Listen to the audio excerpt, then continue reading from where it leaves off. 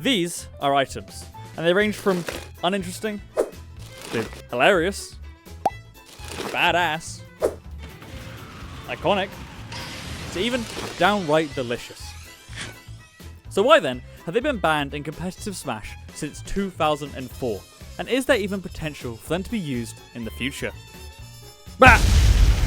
Contrary to popular belief, items were not always banned. In fact, the community was split on it for the first few years of the game's release.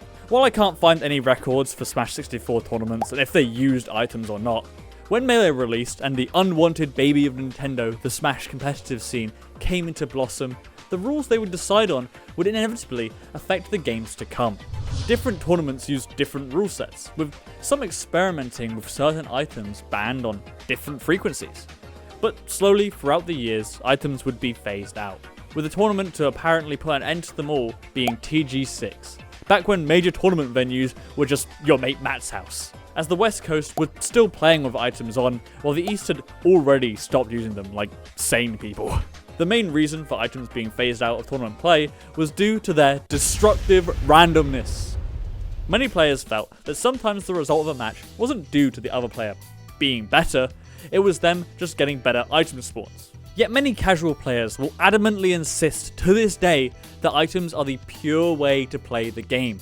2, only drink the purest water. And 3, I wear a purity ring. So ladies, step the F back. And if you really want to prove your skill, you should play the game as the developer intended it. But is this even possible, to not be essentially playing some glorified roulette in the old and current landscape, where items are, putting it lightly, fucking batshit insane? Let's start by taking a look at all of the item groups and seeing just how many offenders of this destructive randomness exist that these competitive players hate so much. The item list difference between Melee and Ultimate is quite, large. So to save us doing this twice, let's just do them all and we can talk about the differences a little later, as there aren't really that many items that are just exclusive to Melee. So first, let's look at items that fit that bill. The items that are inherently random in nature. Surprisingly, out of the 88 items we'll be looking at today, only 14 are actually random in nature, which is honestly quite a lot less than what I was expecting. We have all the crate items that will deposit random other items. However, notably they won't deposit items that have been turned off, which means they're probably one of the only random items that would be okay in a legal list. Well, except for Melee, where the regular crate can randomly decide to go. Boom, kaboom, ah! Honestly, a lot of the items on here that are random aren't really game-breaking, besides the lightning bolt, which I learned just now can backfire and hit yourself apparently.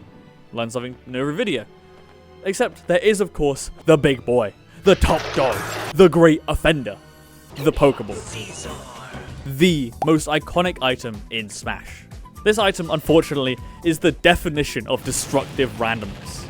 This item can literally auto-win you a stock, or just, well... If there was an item to personify what a competitive player hates, it's an item like this. It's just hard to even argue that there's even any skill in using this item, as it just plays itself. And I'm sure some casual players might say something like, the skill is getting to the Pokeball first. Well, it's actually really nice you brought that up, me, because that brings me to my next point, and that's that actually... every item in Smash is random, and that's because you cannot control at what interval and where on the stage an item will spawn. This means that you can be doing a move that, according to everything you know about Smash, it should be okay to do, when suddenly... Kaboom? Yes, Rico. Kaboom. This inherent random nature of items is by definition destructive randomness. Having this be able to happen just because it's in the game is the biggest stamp against a full items on list in competitive Smash. It's like saying that because football was created with pigskin balls that could just explode and ruin a game, we should keep making them like that, even though there's the option to just not do that. Actually, is that how football started? Do pigskin balls even do that? You get my point. So now you can see why going forward we're going to need to take this into account. That doesn't mean that all is lost for items though, as we can still theoretically create a list of items that work for a competitive rule set. After all, a little bit of randomness is present in other competitive avenues, and doesn't make them any less legitimate. Okay, maybe not the best example? Either way, let's go forward and slowly narrow down our list of usable items. Moving on to the auto-win items. I'm sorry, but these guys have got to go. Much like you have got to go to my Patreon. If you like my content, these vids are taking longer and longer to make, and I can't do it without your support. If even 1% of you sub to that $1 tier, which gives you access to my Discord and access to even an exclusive channel where I talk about content and everything and anything, it would change my world significantly. Links are in the description, so please give it a look. By my definition, an auto-win item is one that will net you a stock most of the time a player obtains it. And as we established, this could just spawn on you at any point, gifting you a beautiful stock under the tree for Christmas for no effort of your own. So they've gotta go. Now let's get into these. Dragoon and Daybreak, while they circumvent the whole item spawn by needing to collect the actual parts that can also be hit out of you, you're essentially just using a win more item, as the odds that the player that is losing completes the item is very small due to that very fact. You could argue this means the better player getting the item means that it's good, but personally I don't think the player already kicking your ass to Dreamland and back needs an insta-kill, in my personal, non-professional opinion. Hammers. Yes, I know what you're thinking. Oh, but the hammerhead might fall off. Shut up. Just because you might fall into oncoming traffic doesn't make you any less of an amazing person. So, neither are the hammers. I'm sure Link will tell you all about why these chickens are the literal devil spawn, but I'm sure you know very well for yourself. Oh, and bees are no better. Sorry, Barry. You like jazz? Bullet Bill is extremely hard to dodge and will hit you harder than Thomas hit that poor child, allegations pending. Smart Bomb, unlike its name may suggest, is not for the smart. Just throw it in the direction of your opponent and that shit is as big as Uranus. A free stock item. I'm sure I don't need to explain this one to you, do I? Also, dare I say that being invincible is pretty good. And also, making your opponent unable to fight back while you beat them up and take their lunch money is pretty unfair as well. Sure, I mean, these ones require an ounce of skill, but it's not hard to hit an opponent this incapacitated for over 100%. Sorry, hold A kill opponent the item, you're out of here as well. Now, I said the big one for last here. The Smash Ball will be a big point of debate, as in the end, it doesn't actually really matter where it spawns, because I don't think you can one-shot the Smash Ball for free. And you do have to earn it. It also won't necessarily be taken by the best player, as there are ways to snipe it from the opponent. And you have to balance needing to go for it and defend from the opponent coming at you. However, I'm sure that it would warp the tier list dramatically. Characters like Zelda would probably be a whole lot better. There's a lot to think about here. And honestly, I think I'm going to come back to it later, because it plays well into a topic I want to talk about a little bit down the line. So we're going to put this glowing ball of joy on the shelf for now. Now our item fans will be happy to hear that this still leaves us with 59 items for ult and 26 for melee. A real decent list. However, there are still a few more to put on the chopping block. Because while auto win sucks, I think gaining a large advantage with little to no skill is just as bad. Skill here being defined by needing to be able to toss and hit the opponent or hit it through gaining some advantage in neutral. Essentially an item that can be played around. I mean, while you may gain a big advantage if you need to use some skill to use the item, then... Well, actually, let's get back to that in a second. I know, 2 cliffhangers in the space of a minute. I'm really killing this whole retention hacking thing. Or is it just bad writing? Well, let's start shooting off these large advantage items then, shall we? Killer Eye is just a bloody turret that sits and shoots for you.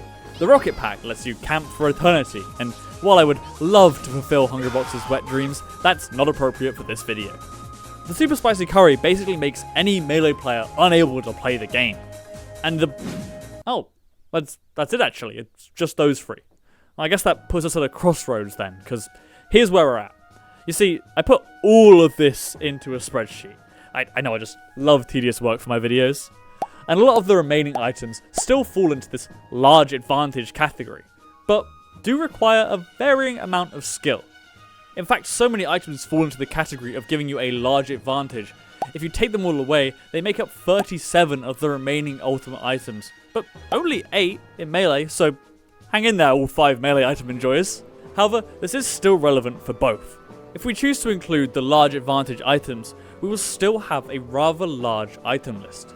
That might please the enjoyers. But by cutting them, the list will look like this. And at that point, is it worth it? Also, if they're even somewhat skilled to use, then shouldn't it be fine? As long as you can play around them, should be okay. Most of these items are ones that you either need to actually throw them and hit the opponent, or to get their full potential, you would need to combo into them. So would that not make it okay? I mean, the point of the item is to be a large advantage. Peach, for example, can already randomly pull a bomb, and that's not game breaking, she's not banned. Would it be that bad to give that ability to everyone? Well, I'll once again add this to the things hanging from that cliff, as I want to talk about an issue that relates to this whole item debacle, including our shelved Smash Ball. And that's... Unfortunately in this case, Smash Bros as a fighting game isn't like other fighting games. Due to its nature as a platform fighter, if a player truly wants to run away or stall out the other, it is a possible thing to do. And games can drag on for an eternity this way, and while the end can be hype, wait a minute. Also, do damage. No! Oh! Jump rope! the middle can often devolve into, well, less than entertaining gameplay. The only real thing that stops players all playing like this to win is, 1, it's not that fun to do it yourself. Most people just really don't want to play like this to win. You need to be a certain kind of fucked in the head. I mean, you need to have an iron will to be capable of this. And 2, the social stigma around it. Boo! As silly as it is to say, people looking down on camping and its negative perception in the public is a big part of what discourages people from doing it. No one likes being booed, and no one wants to be the boring one. However, sometimes you have no choice, and that's widely understood at this point. Some matchups it's just hard to approach, and if you want to win, you might need to play a more campy style. So how do items play into all of this? Well, items can be used to create both environments, ironically, and actually have some history of being tested in this way. Let me introduce you to Rishi's Jungle Jam. No, I'm not kidding. This was a game mode created by, shock horror, professional melee player Rishi. Yes, while this game mode was clearly made as a joke, it's a mode that was created to test the capacity for using items to solve issues with stages, and also, specifically, it's a great case study for camping. You see, what Rishi created in all of his genius was a pitch for Congo Jungle to be made the only legal stage in Melee. Stages, Congo Jungle. Stocks, 3. Timer, 8 minutes. Items, Starman, set to very low. Off stage becomes extremely dangerous given the proximity to the blast zones. Camping the top platform is impossible because there are 2, so you have to commit to one or the other and risk being directly above your opponent. Also, you get to listen to the DK rap on repeat for set after set after set. What's not to love? However, it does have one flaw, and that's the right side platform. That is very easy to camp, and will introduce all kinds of issues. So to solve this, Rishi used 100% of his brain and chose to use items. Or more specifically, one item. The Superstar, or Starman depending on region.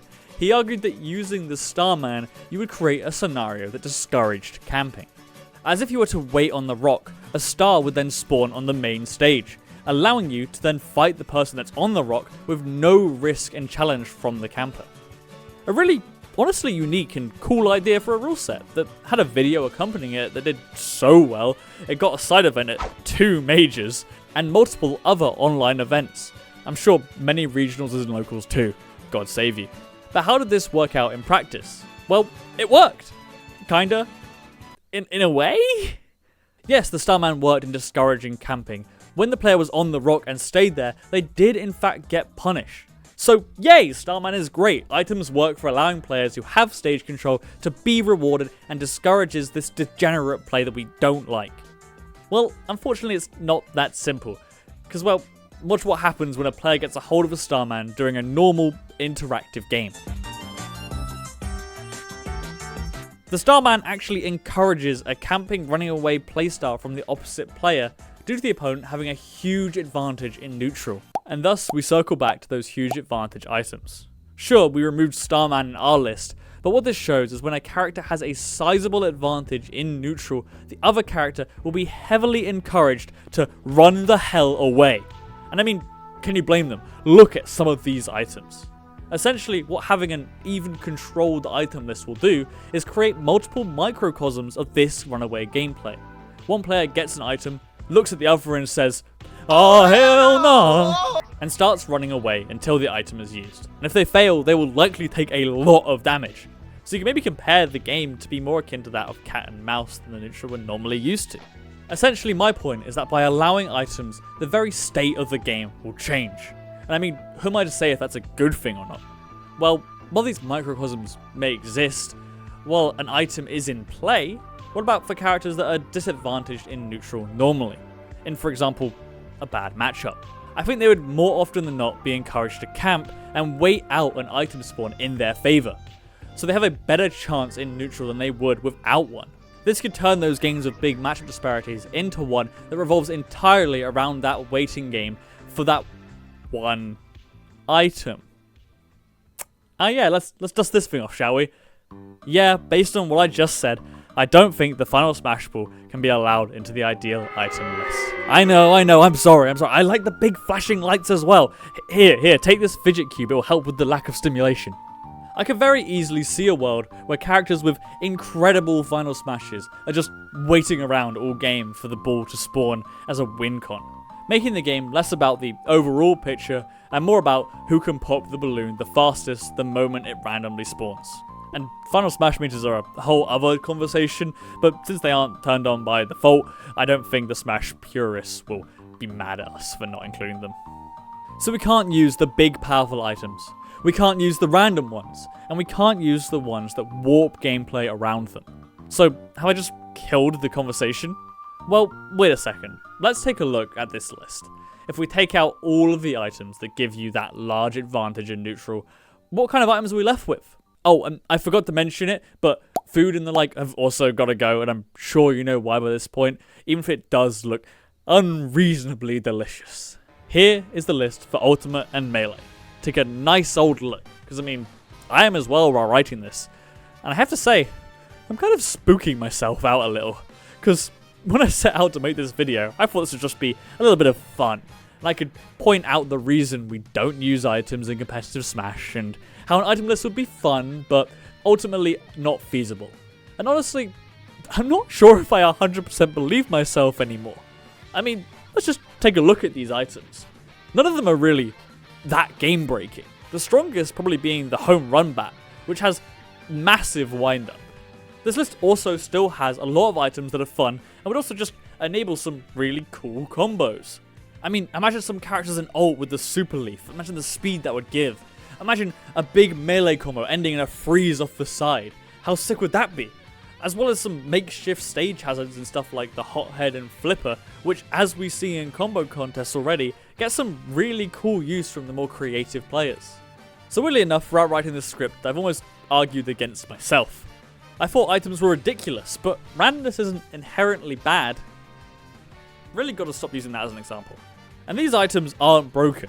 I definitely can't say I don't enjoy seeing them used in combos, and find them very entertaining to play with. Would I be annoyed if I lost a game to Mr. Sadden's shield break? Maybe? But would I be any more annoyed than being back throw gimped by Marth?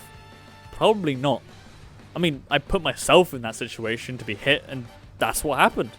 Maybe in the end, we're just stifling our own creativity, our own evolution as a competitive player base. There could be a whole shift in the dynamics, a whole new game out there that we haven't even discovered, that isn't as wild as our predecessors may have had us believe. And maybe, just maybe, these wild beasts called items can be tamed. Man, what the fuck is going on? Someone find something to stop me thinking like this, please. Oh yeah, you can't toggle crates and capsules off in Melee. That's pretty big. That means that my original point about exploding crates and capsules is a huge sticking point. for Melee at least. And oh, you can toggle this stuff off. And considering that was a big reasons why items were even banned back in 2004, could this be an actual alternative for Ultimate? I mean, Melee just influenced the later games because people moved on from Melee to the new games. So people just stuck with items off because of it. But have we ever honestly given it another go? I honestly think there could be some crazy benefits to allowing this stuff in Ultimate. With how prominent it feels like recently characters running away or hiding behind walls has become, why not mix something into the pot to see if there's potential to be saved from the block man hiding behind the wall? Maybe he'll have to come out from his hiding spot if there's a juicy beam sword on the other side. And I mean, we aren't beyond stealth mods in Melee. If there's anyone out there that could do us a little UCF style mod to take crates out of the game, I would honestly love to see how this could play out. I think that's how I'm going to leave this video. It's definitely not how I expected this to go, but I mean, now you know why we banned items and what the potential options are for them to be used in the future. So I mean, what do you think? Am I a mad scientist that's gone too far? Or could there really be an interesting format with its own merits hiding in plain sight? Are there any items that I missed that could be added to my list that I may have just judged too harshly? Let me know what you think, because as far as we know, maybe Mother's Basement was right all along. Okay, I'm sorry, that was too far. As always, I want to give a big thank you to my patrons, for which this video would not be possible. Biss, Dan Landon, Jarek Ford, Big Baby, Zoffers, ECS, and Jack Cahoon. If you want to join, the link is in the description for exclusive videos and Discord access for as low as $1. I would really appreciate it, and if not, a subscription is free. Thank you very much. I'll see you next time.